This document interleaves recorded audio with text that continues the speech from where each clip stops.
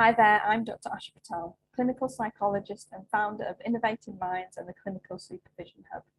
It's great to see that you're interested in exploring clinical supervision further for you and your team within your organisation. It's really important to think about the difference between line management and clinical supervision. So when we think about line management supervision, it's very much focused on maybe meeting KPIs, so it's target driven. It's performance related and it's generally conducted by a line manager or a senior member, a senior staff member within your organisation. This is generally a process that's in place. It might be used to identify training needs, to be able to support people when they're returning back from sickness, possibly. And also in terms of how frequently it happens, it might happen on an annually or a termly basis. So this is generally conducted by somebody already working within your organisation and supporting that individual within their job role and supporting them with anything else in terms of that relates to their job. Whereas clinical supervision, this provides individuals, your staff, your team, a safe space, a reflective space for them to be able to work with a supervisor that's got clinical experience within the sector that you're working within, to be able to reflect upon the work that they're doing. It might be reflect upon the people that they're working with, it might be risk related, it might be something that they're working with that's actually quite triggering for them.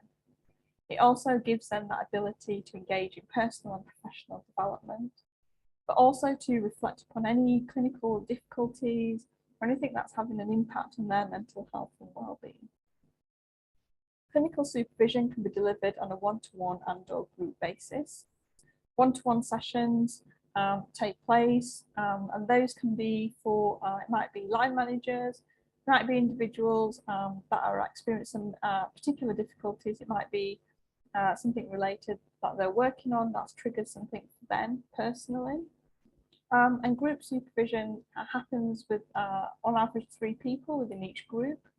And this gives them the access and the ability to also elicit peer support and work together with their peers to reflect upon their practice. Typically, groups are closed.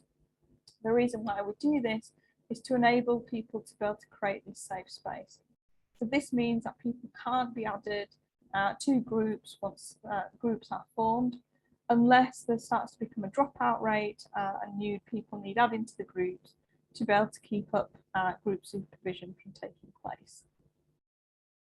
The frequency of clinical supervision will vary. This depends on the needs of your organisation. On average, we recommend that sessions take place every 4 to 6 weeks. So we'll work with you to identify how frequently your staff need access to clinical supervision. This isn't where the supervisors case manage, so we don't take any responsibility for case management. This is literally a safe, reflective space that is provided.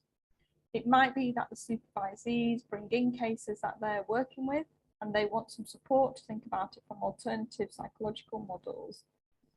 But all in all, the responsibility and the case management stays with the supervisee and their line manager.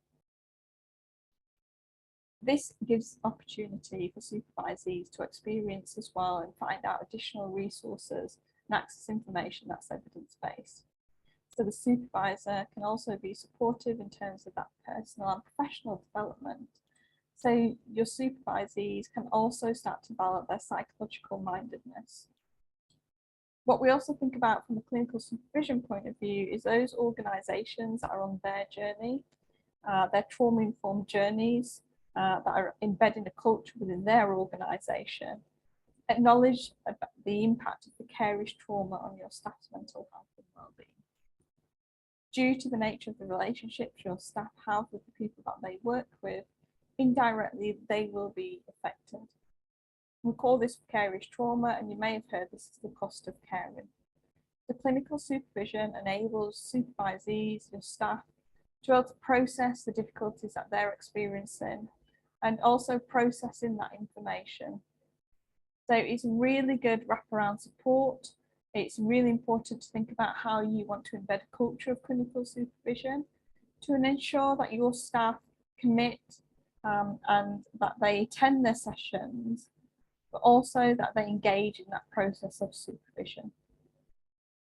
If you need any additional information or want to talk about clinical supervision, please don't hesitate to reach out to a member of our team. We're happy to help you, provide some additional information so we can put together the best clinical supervision package that meets the needs of you and your team.